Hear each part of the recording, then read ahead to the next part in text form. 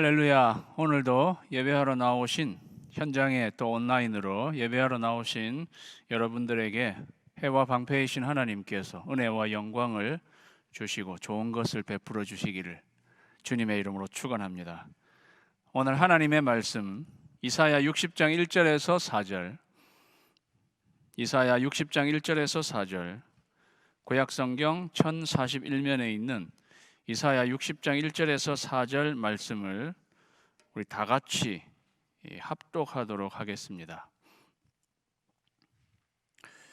일어나라, 빛을 발하라. 이는 내 빛이 이르렀고 여호와의 영광이 내 위에 임하였음이니라.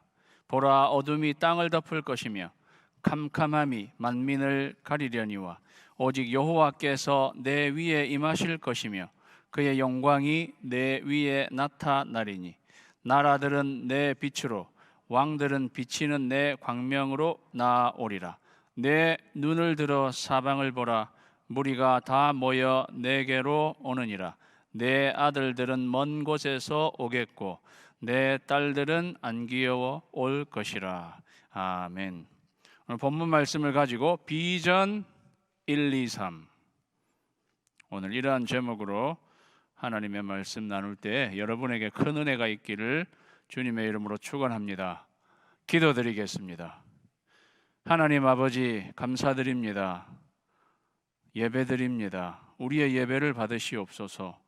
이제 하나님의 말씀을 듣는 시간, 저희들에게 말씀하여 주시옵소서. 길을 내시는 하나님, 우리가 가야 할 길을 비추어 주시옵소서. 하나님이 비추어 주시는 대로 그 길을 따라 믿음으로 올해도 달려가는 저희들 되게 하여 주시옵소서. 예수님의 이름으로 기도하옵나이다. 아멘.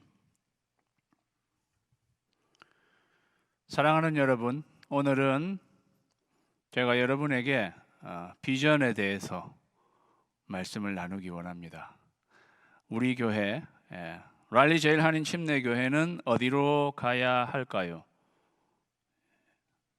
우리 교회는 어디로 향해 가야 할까요? 오늘 말씀을 통해서 여러분이 은혜도 받으실 뿐만 아니라 오늘은 삶의 방향을 제시받는 그러한 은혜가 있기를 주의 이름으로 축원합니다. 우리 교회가 어디로 가야 하는가? 하나님이 길을 내주시는 대로 그 길을 따라 가야 합니다. 하나님께서 비추어 주시는 대로 그 빛을 향해서 가야 합니다. 비전은 하나님께서 보여주신다는 것입니다. 비전이 굉장히 중요합니다. 우리가 어디로 갈지 하나님이 비추어 주셔야 우리가 그 길로 갈 수 있기 때문입니다. 오늘 그래서 저는 우리 교회가 올해뿐만이 아니라 우리 교회는 과연 왜 존재하고 어디를 향해서 달려가야 하는가, 그러한 말씀을 나누기 원합니다. 저는요, 이러한 비전을 꼭 나누고 선포하고 이렇게 할 때에 꼭 어려운 일들이 생기는 것을 경험했습니다. 제가 미국에 처음 들어오게 될 때 2000년 1월 11일에 제가 미국에 들어왔는데요. 이제 신학 공부하러 제가 소명을 받았다고 믿고 제 인생의 진로를 완전히 바꾸어서 미국에 신학 공부하러 들어왔습니다. 그런데 제가 들어와서 이제 신학교에서 공부를 딱 시작하려고 하는 시점에 허리가 갑자기 확 아픈 거예요. 제가 허리가 그렇게 아픈 그런 사람이 아니었는데 한두 번 1년에 그런 적도 있었지만 딱 그 들어오자마자 이제 공부를 해야 하는, 신학 공부를 해야 하는 그 시점에 허리가 무진장 아파서 의자에 5분을 못 앉아 있겠는 거예요. 말할 수 없이 고통. 의자에 5분을 못 앉아 있는 거예요. 학교에 가서 5시간이든 6시간이든 앉아서 수업을 듣고 또 집에 와서도 그렇게 앉아서 공부를 해야 할 상황에 놓여 있는데 의자에 5분을 앉아 있지 못하겠는 거예요. 눈앞이 캄캄해. 내가 이래가지고 어떻게 공부를 할 수 있나? 안 그래도 모든 상황이 달라진 이 미국의 학교에 와서 내가 지금 이 어떻게 할까? 이런 생각이 막 들어오는데요. 순간 이거 사탄이 방해하는 것이다. 이런 생각 성령님이 이렇게 딱 주시는 거예요. 이 사탄이 방해하는 것이다. 그런 생각이 딱 드니까 저에게서도 성령님이 또 이러한 마음을 또 주시는 거예요. 내가 이 정도에 꺾일상 싶으냐? 사탄을 향해서 그런 생각이 팍 이렇게 들더라고요. 그런 마음으로 가게 되니까 그것을 극복하고 제가 공부를 할 수 있게 되었습니다. 저는 이러한 비슷한 일을 많이 경험했습니다. 이전에 있는 교회에서도 비전을 선포하고 다 이렇게 가려고 하는 그 시점에 어려운 일들이 이렇게 딱 일어나는 거예요. 그때 사탄이 방해하는 게 있습니다. 여러분도 이게 무슨 말인지 좀 느끼시는 분들이 있으시리라고 생각합니다. 그럴 때 우리가 어떻게 생각해야 되는가? 이 내가 하고자 하는 이것은 하나님이 기뻐하시는 일이구나.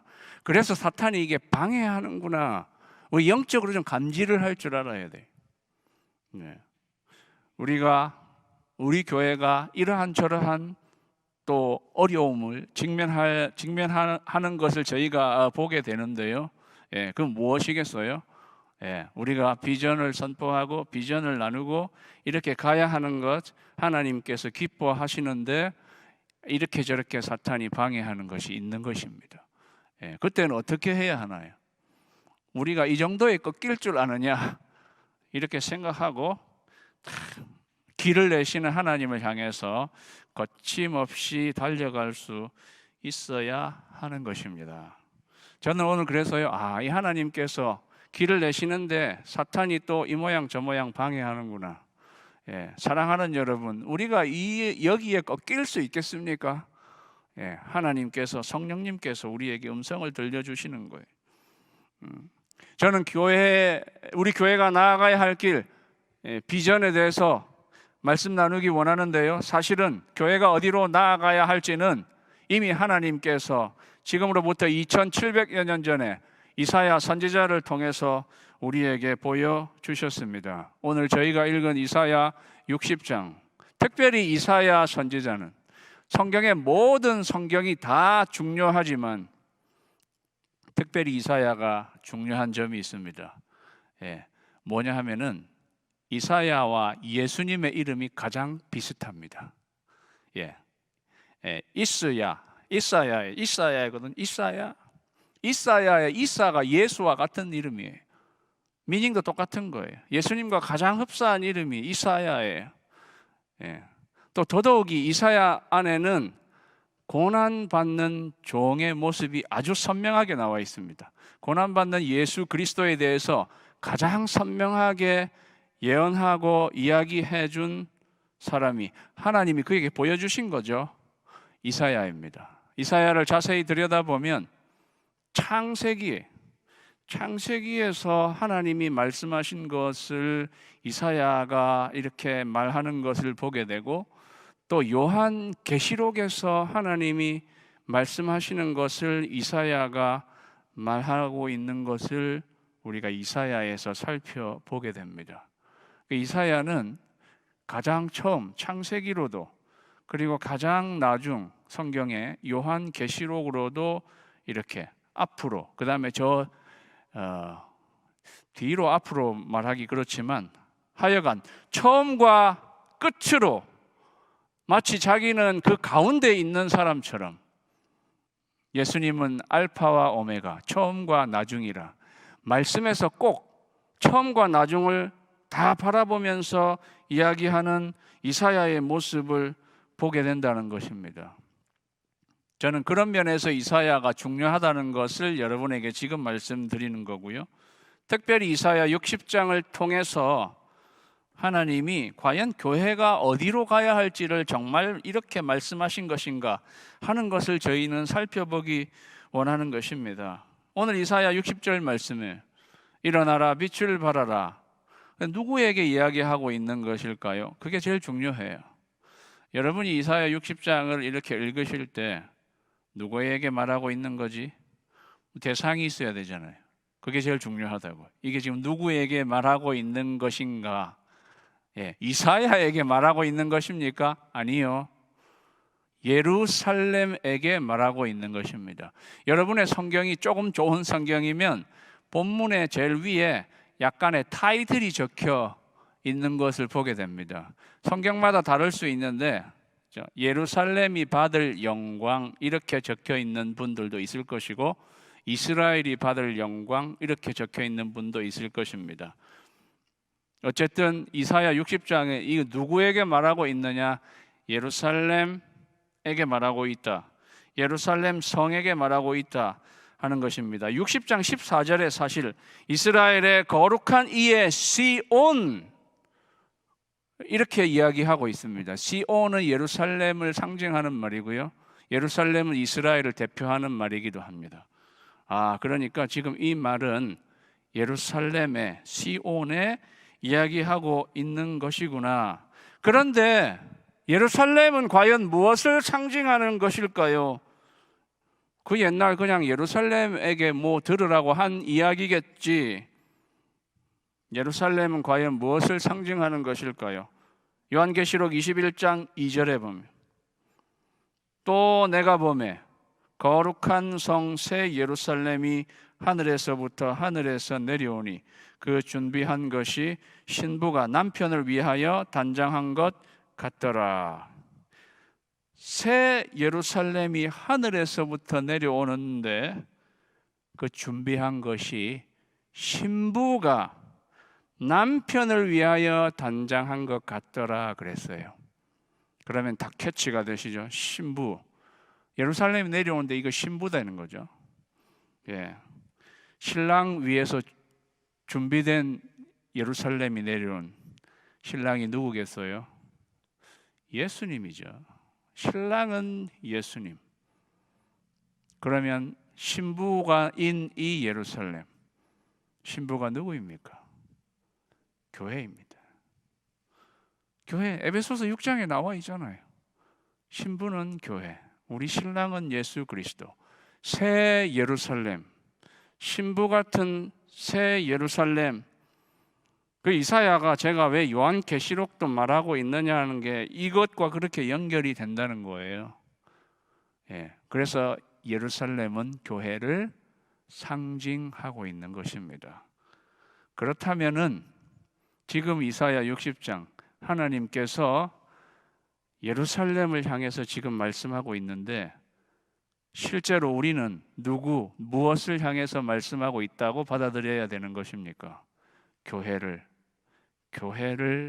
향해서 하나님이 말씀하고 계시다 하는 것을 우리가 생각해 보는 것입니다. 그래서 사랑하는 성도 여러분, 오늘 이사야 60장을 통해서 제가 비전 1, 2, 3이라고 이야기하는 비전은 저의 비전이 아닙니다. 그냥 내가 한 담임 목사가 와서 그냥 그가 생각하고 있는 그런 비전이 아니라 하나님께서 교회를 향해 하나님이 가지고 계시는 비전이라는 것입니다. 그래서 이 비전은 이사야 60장이 없어지지 않는 한 변하지 않는 비전. 저는 이 비전을 세 가지로 요약할 수 제가 요약을 하는 것입니다. 요약은 제가. 그래서 비전 1, 2, 3인 것입니다. 1절 말씀에 보면 일어나라 빛을 발하라 이는 내 빛이 이르렀고 여호와의 영광이 내 위에 임하였음이니라. 비전 1은요 일어나 빛을 발하는 교회입니다. 다 같이 따라할까요? 일어나 빛을 발하는 교회.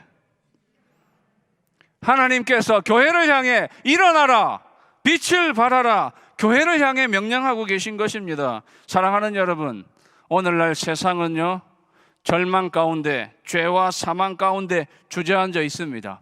어둠 가운데 죽어 있습니다.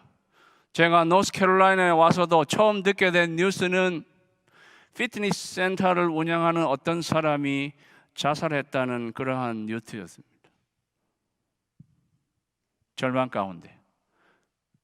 저도요, 캘리포니아에 있을 때 캘리포니아 패밀리 피트니스 센터인지 벌써 이름도 제가, 그것도 저도 1년 저기를 해놓고 매일 가서 제가 운동했어요. 운동을 해야죠. 그랬는데 팬데믹 딱 생기니까 어떻게 갈 수 없잖아요. 그래서 회원권을 나도 이제 캔슬합니다. 오늘날 누가 피트니스 센터 누가 가나요? 못 가지. 그러니까 그걸 운영하는 사람 주위에 보세요. 운영이 안 되니까 문 닫을 수밖에 없겠죠. 살아갈 길이 보이지 않으니까 그러한 것을 택하는 거 아니겠습니까? 이 절망적인 것입니다. 세상이 지금 그러한 절망뿐만이 아니라 어두움 가운데 주저앉아 있고 죽어 있고, 이때에 하나님은 교회를 향해서 일어나라, 빛을 발하라. 일어나라, 우리말로는 일어나라, 빛을 발하라. 히브리어에는요, 딱 쿰, 일어나라예요. 그리고 빛을 발하라가 오르예요, 오르. 여러분 달리다 쿰 아시죠? 소녀야 일어나라. 쿰이다 일어나라거든요. 오르.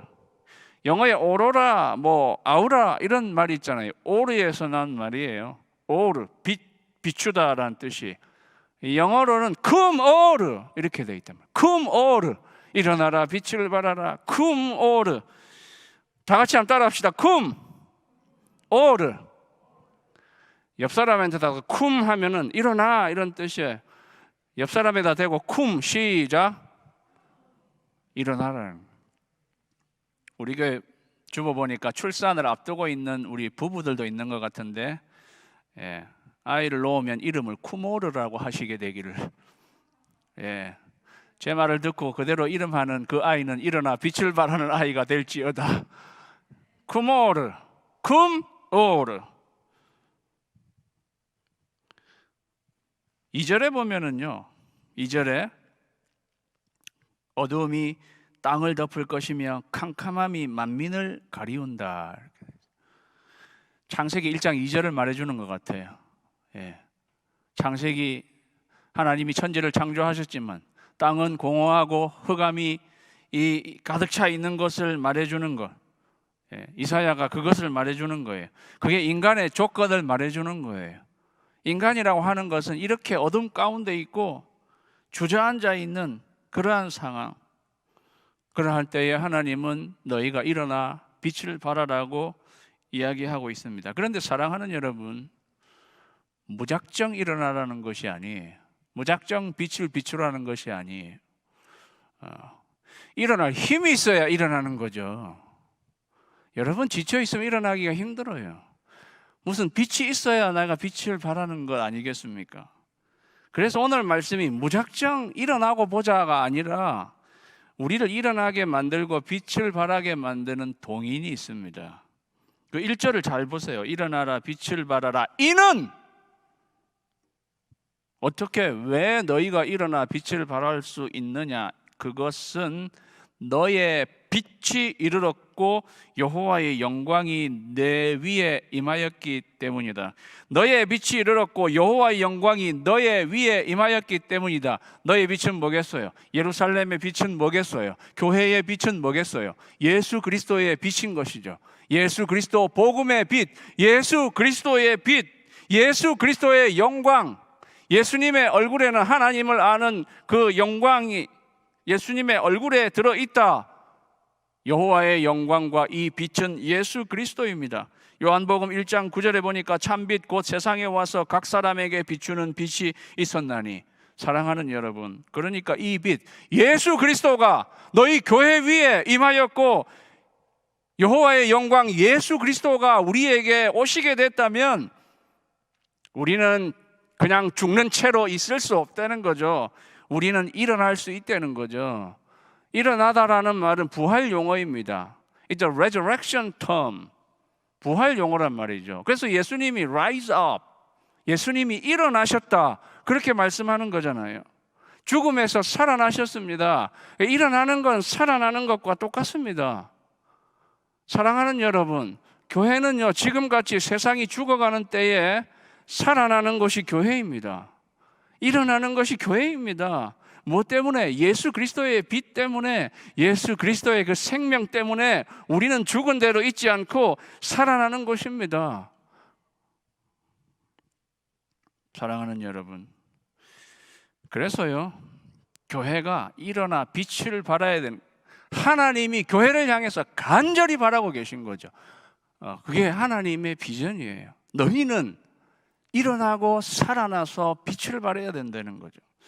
이사야 60장 전체를 읽어보면은요, 일어나 빛을 발하게 되는 모습이라고도 할 수 있고 열매라고도 할 수 있고, 그러한 것을 4가지를 살펴볼 수 있습니다. 여러분, 오늘은 저희가 60장 전체를 읽지 않았지만 돌아가셔서 60장 전체를 꼭 읽어보시기 바랍니다. 일어나 빛을 발하는 교회의 모습, 그것이 4가지로 또 요약할 수 있는데, 5절에 보면요, 이는 바다의 부가 내게로 돌아오며 이방 나라들의 재물이 내게로 옴이라. 예루살렘에 바다의 부와 이방 나라들의 재물이 너에게로 와서 너희가 굉장히 부유하게 된다는 것입니다. 그래서 작은 첫 번째,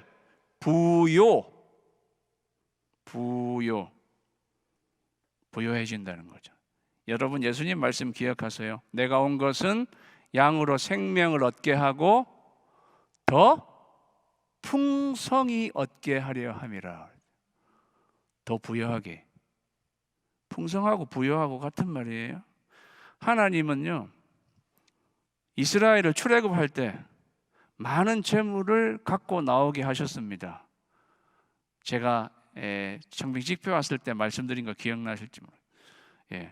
그리고 참 공교롭게도 바벨론 포로에서 돌아올 때도 고레스 왕이 이스라엘 바벨론 포로에서 돌아오는 이스라엘 그 백성들에게요, 막 나라에 재물 이런 거를 잔뜩 줘가지고 이 성전 짓는 데 쓰라고 이렇게 했었습니다. 하나님이 부유하게 하신다는 것입니다. 이거는 꼭 육적인 것만 아닐 것입니다. 우리의 내면이, 우리의 영적인 삶을 부유하게 하시는 하나님. 여러분, 세상은요, 공허합니다. empty죠. 세상 사람들 결국 가보면 공허함을 느끼게 돼요. 그게 세상이에요. 그게 인간이에요. 여러분 어떠세요? 여러분 좀 허하지 않으세요? 그런데 하나님은 교회를 향해, 교회에게 너희가 풍성한 삶을 경험하게 하시는 거죠. 부유하게 하시는 하나님이십니다. 그래서 교회는, 에베소서에는 교회를 이렇게 정의하잖아요. 교회는 예수 그리스도로부터 채워지는 충만 안에 충만, 채워지는 거예요. 예수 그리스도로부터 풍성하게, 부여하게, full of fullness. 그래서 교회는요, empty한 거하고 거리가 먼 거예요. 저와 여러분이 주님 앞으로 나왔을 때 우리의 영적인 삶이 풍성한 그러한 삶을 우리에게 이야기해 주고 있는 것입니다. 그 부요함.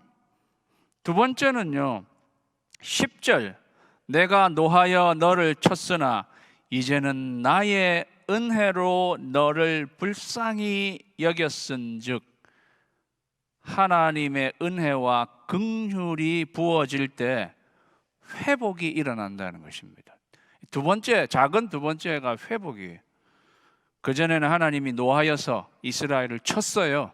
그래서 바벨론 포로로 끌려간 거잖아요. 하나님 치신 거예요. 그런데 때가 찼을 때 하나님은 그들을 향한 은혜와 긍휼을 그들에게 다시 부어 주신 거죠. 은혜와 긍휼을 열방 중에, 오늘 우리가 찬양할 텐데 하나님이 은혜와 긍휼을 퍼부어 주시니 우리가 회복되는 거예요. 우리가 치유되는 거예요. 우리가 치유되고 회복되는 것은 하나님의 은혜와 긍휼입니다. 여호와의 자비와 긍휼이 무궁하심으로 우리가 진멸되지 아니하는 것입니다. 그때 회복이 일어나고 그때 치유가 일어나는 거예요. 우리가 일어나 빛을 발하는 것은 그렇게 회복되고 그렇게 치유가 일어나는 것입니다. 세 번째 14절 보면요, 너를 괴롭히던 자의 자손이 몸을 굽혀 내게 나오며 너를 멸시하던 모든 자가 내 발 아래 엎드려. 우리를 괴롭혔는데 이제 우리 보고 막 우리 힘들게 하는 사람이 지금은 우리 밑에 와가지고 잘 좀 봐주세요, 이렇게 한다는 거예요. 조공을 바치던 나라에서 조공을 받는 나라가 되고 괴롭히던 나라가 발 아래 엎드리게 되고 미움을 당했는데 흠모의 대상이 됩니다. 오늘 말씀을 여러분이 가서 더 보시면 제가 지금 말씀드린 이런 내용이 나와요. 이거를 한마디로 표현하면요, 역전입니다. 역전, 업사이드 다운 되는 거예요. 이게 역전이 일어나는 거예요, 삶에. 사랑하는 여러분, 하나님의 나라에서는요 얼마나 역전의 스토리가 많은지 몰라요. 이 하나님이 길을 내시는 거, 역전의 길을 내시는 하나님이세요. 하나님은 미천한 자를 들어서 어떻게 유명한 사람을 부끄럽게 만드시는 하나님이세요. 역전의 하나님이세요. 하나님이 하시는 일은 항상 그래요. 먼저 된 자가 나중되고 나중된 자가 먼저 되게 하시는 하나님이에요. 역전의 하나님이세요. 예. 여러분 룻 잘 아시죠? 미천한 모압 여인 룻이 미천하기 그지 없는 이스라엘 공동체에서 가장 미천하다고 할 수 있는 모압 여인 룻이 다윗 왕의 그랜마더가 되는 거잖아요. 예. 그러니까 다윗 왕도 말째잖아요. 8째 아들이잖아요. 그런데 이스라엘의 킹이 되게 하시는 하나님이신 거죠. 하나님은요 송두리째 이렇게 바꾸시는 하나님, 역전의 하나님이세요. 교회를 핍박하던 사람을 교회를 개척하는 사람으로 만드시는 하나님이세요. 역전 아닙니까? 이러한 역전이 여러분의 삶에도 일어나기를 주의 이름으로 축원합니다. 하나님 그렇게 일어나서 빛을 발하게 하신다는 거죠. 마지막 스몰 네 번째는요 17절에 나와요. 내가 금을 가지고 놋을 대신하며 은을 가지고 철을 대신하며 놋으로 나무를 대신하며 철로 돌을 대신하며 화평을 세워 관원으로 삼으며 공의를 세워 감독으로 삼으리니. 대신한다. 그런데 대신하는 게 다 더 좋은 것으로 대신하는 거예요. 스몰 네 번째는 업그레이드. 그레이드가요 업그레이드 된 거예요. 제가 우리 교회 와보니까 여러 가지가 업그레이드가, 예. 바닥도 업그레이드고 저 키친도 업그레이드. 하나님이 업그레이드 시키는데 우리의 삶을 업그레이드 시키는 거예요. 그래서 불화와 부정은 화평과 공의로, 황폐와 파멸은 구원과 찬송으로 우리의 삶의 수준이 업그레이드. 교회가 일어나면 이런 일이 일어나는 것입니다. 예. 제가 이게 일어나면 일어난다, 이런 일이, 제 말 이해 좀 하세요. 일어나라! 그러면 해픈이 일어난다잖아요. 일어난다. 그러니까 우리말 일어난다는 뜻이 일어나, 스탠드업, 일어나는 뜻도 있고 일이 일어난다도 해픈도 일어난다잖아요. 그런데 우리가 일어나면 이런 일이 일어나는 거예요. 어떤 일이? 부여하고 회복되고 역전이 되고 업그레이드가 되는 일이 일어난다는 것입니다. 그렇게 일어나라는 것입니다. 그렇게 빛을 비추라는 것입니다. 사랑하는 여러분, 교회를 통해서 내가 이렇게 말씀드린 이 네 가지가 내 삶에서는 하나도 일어나지 않았습니다. 그런 분이 계시면 한번 물어보십시다. 정말 예수 그리스도의 빛이 나한테로 온 것입니까? 나는 그 예수님을 정말 영접한 것입니까? 그 빛이 우리에게 임하면 우리가 일어나 이러한 일이 일어나는 교회, 저는 우리 교회가 일어나서 이런 일이 일어나는, 그래서 정말 일어나 빛을 발하는 교회가 되기를 주님의 이름으로 축원합니다. 그게 일어나 빛을 발하는 교회. 두 번째, 4절, 내 눈을 들어 사방을 보라. 무리가 다 모여 내게로 오느니라. 내 아들들은 먼 곳에서 오겠고 내 딸들은 안기어 올 것이라. 큰 두 번째 비전 2, 차세대를 세우는 교회. 다 같이 읽습니다. 차세대를 세우는 교회. 시작. 차세대를 세우는 교회. 네 아들과 딸들이라 그랬어요. 예루살렘을 향해서 예루살렘 너의 아들과 딸들이라 그랬죠. 네가 돌아온다고 하지 않고 너의 아들과 딸들이 돌아온다고 그랬어요. 그리고 이건 문자적으로도 생각해 보십시오. 사실은 내 아들과 딸들이 돌아오는 거는 바벨론 포로로 잡혀갔다가 돌아오는 것을 사실 이미진하는 말씀인데요. 예. 바벨론 포로로 돌아갔다가 막상 돌아오는 사람들은 차세대입니다. 2세, 3세, 4세, 4세대들이란 거죠. 왜? 잡혀갈 때 사람이 1살이었으면 70년 후에 70살이 되잖아요. 그러니까 막상 돌아오는 사람은요 2세, 3세입니다. 하나님은 항상 차세대를 생각하십니다. 그래서 하나님 아브라함에게 꼭 씨, 네 후손이 있을 것이다. 씨를 강조하시잖아요. 내 후손, 차세대. 야곱의 너의 허리에서 왕들이 나올 것이다. 하나님은 허리를 강조하십니다. 예, 무슨 말인지 아시죠? 여기에서 나올 너의 차세대 가운데 나올 차세대를 하나님은 바라보시는 거예요. 출애굽기 그리고 레위기, 신명기 살펴보면 하나님이 강조하는 것은 하나님이 율법을 주신 다음에 이 율법을 네 후손의 후손, 후손의 후손에게 반드시 가르치라는 것입니다. 하나님은 후손을 생각하고 하나님은 차세대를 생각하고 계신 것입니다. 그런데요, 사사기 2장 8절 10절 말씀엔 이런 말씀이 나옵니다. 여호와의 종 눈의 아들 여호수아가 110세의 죽음에 그 세대의 사람도 다 그 조상들에게 돌아갔고 그 후에 일어난 다른 세대, 차세대인 거죠. 그 후에 일어났으니까 그 후에 일어난 다른 세대는 여호와를 알지 못하며 여호와께서 이스라엘을 위하여 행하신 일도 알지 못하였더라. 이게 가장 비극입니다. 이게 비극인 거죠.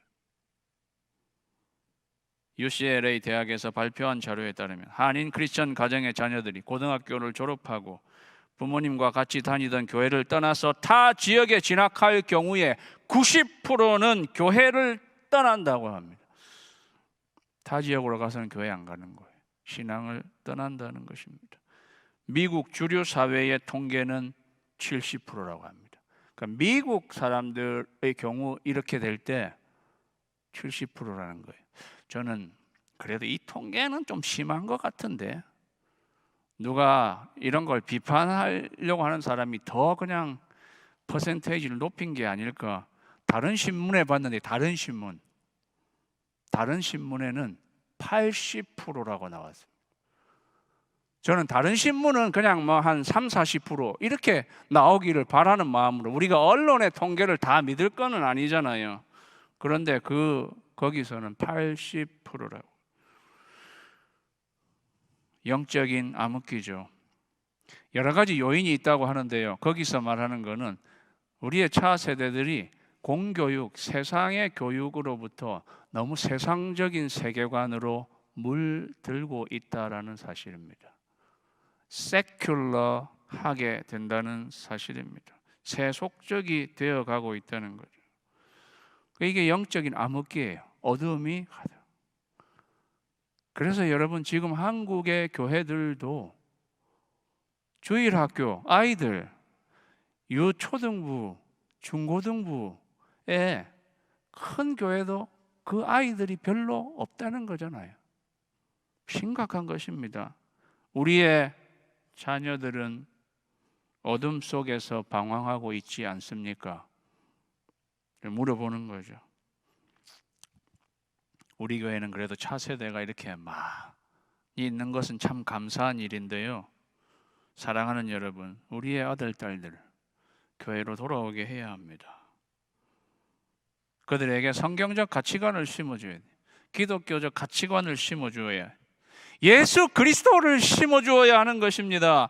오늘 21절에 보면 그들은 내가 심은 가지요 내가 손으로 만든 것으로서 나의 영광을 나타낸 것인즉, 우리의 2세 3세 하나님이 심은 가지, 차세대를 세워야 하는 거죠, 우리가. 그리고 우리는 지금요 4세대가 같이 사는 분도 계실 거예요. 4세대, 적어도 그죠? 여러분의 자녀, 그 다음에 손주, 그 밑에 손주까지. 제가 예전에 있는 교회는 4세대가 함께 사는 권사님이 한 분 계셨어요. 오늘 그렇게 살아가고 있는 때에 우리가 차세대를 세워요. 그리고 우리는 우리 차세대가 혹 우리 때문에 어떠한 모습으로 상처를 받거나 그들이 힘들게 느껴서 교회를 떠나게 되는 일이 없는지 우리도 돌아보고, 우리 차세대가 떠나거나 말거나 우리만 잘 믿고 그냥 천국 가자 이렇게 할 게 아니라는 거죠. 하나님은 차세대에 관심을 많이 갖고 계시다는 것입니다. 우리 교회는 차세대를 세우는 교회가 되기를 주님의 이름으로 축원합니다. 마지막 세 번째 3절, 나라들은 내 빛으로 왕들은 비치는 내 광명으로 나아오리라 그랬어요. 세 번째는 열방으로 나아가는 교회입니다. 다 같이 따라 하실까요? 열방으로 나아가는 교회. 시작. 옛날 한글 개역 성경이 열방은 내 빛으로 열왕은 내 광명으로. 그런데 여러분, 여기는 왕들이, 나라들이 너의 광명으로 나아오리라 이렇게 했어요. 그런데 사랑하는 여러분, 열방이 우리에게로 나오게 하려면 우리가 열방으로 나가야 합니다. 내 빛으로 나온다 그랬는데 내 빛은 예수 그리스도의 빛이란 말이죠. 그러니까 그들이 우리에게로 오게 하기 위해서는 우리가 그들에게로 나가야 한다는 것입니다. 그래서 열방으로 우리가 나아가야 한다는 거죠. 우리는 코로나 바이러스 사태로 우리 발이 묶여 있어요. 열방은 고사하고 집 밖으로도 나가는 것 주저하고 있는 그러한 상황이 되었습니다. 스테이 홈 해야 되는데 열방을 어떻게 나가요? 선교가 발목이 잡혀 있는 거죠. 그래서 우리는 이러한 때에 내가 기회 주어졌을 때 나갔어야 하는데 하는 후회가 있으시기를 주의 이름으로 축원합니다. 후회스럽다. 그때 기회 됐을 때 갔어야 했는데. 후회도 할 줄 알아야 되니까. 후회도 할 줄 알아야 돼요. 왜? 그렇게 후회하면 그거는 이거잖아요. 이제는 기회가 되면 나도 가리라 이렇게. 사랑하는 여러분, 하나님의 마음은 처음부터 열방에 있습니다. 아브라함에게 주시는 비전, 땅의 모든 족속이 너로 말미암아 복을 얻을 것이라. 하나님이 사실은 교회의 비전, 이스라엘의 비전이 아브라함을 부르면서 시작하는데, 아브라함을 부르면서 하나님은 땅의 모든 족속을 생각하고 계시는 하나님이시죠. 출애굽기 19장 5절 6절 보니까요, 세계가 다 내게 속하였나니, 세계가 다 내게 속하였나니, 너희들뿐만 내게, 이스라엘을 향해서 너희뿐만 내게 속한 것이 아니라 세계가 다 내게 속하였고, 너희가 내 말을 잘 듣고 내 언약을 지키면 너희 모든 민족 중에 내 소유가 되겠고, 너희가 내게 대하여 제사장 나라가 된다 그랬어요. 제사장 나라가 되는 것, 제사장이 된다는 것은 하나님과 이스라엘 백성을 다리 역할을 하는 것이 제사장인데, 이스라엘 나라 전체를 제사장 나라가 되게 한다고 하는 것은 하나님과 다른 열방의 다리 역할을 하는 것이라는 것입니다. 하나님은 교회가 제사장 나라가 되기를 원하시는 것입니다. 그것은 열방으로 나아가 복음의 빛을 비추는 제사장. 그래서 그들도 하나님께로 연결되도록 하나님의 마음은 세계를 향해 있어요. 예수님의 지상명령 마태복음 28장 19절 그러므로 너희는 가서 모든 족속 모든 민족을 제자로 삼으라. 사랑하는 여러분, 이게 이사야 60장 하나님의 비전 선언문. 그러니까 오늘 복잡한 걸 다 기억하지 않으시려면요, 하나님이 마음에 있는 세 가지예요. 첫째 교회 예루살렘, 두 번째 차세대, 세 번째는 열방입니다. 하나님의 마음에 있으신 것. 우리는 하나님의 마음을 알고 이 이사야 60장에 하나님의 비전 선언문, 교회를 향한 하나님의 비전 선언문, 랄리 제일 한인 침례교회의 비전 선언문, 우리는 1세가 일어나 빛을 발하는 교회, 차세대를 세우는 교회, 열방으로 나아가는 교회. 오늘 이 비전이 여러분의 가슴 속에 박혀 이 비전을 가슴에 품고 비전 안에서 걸어가며 비전을 향해서 달려가는 저와 여러분이 되시기를 주님의 이름으로 축원합니다. 기도하겠습니다.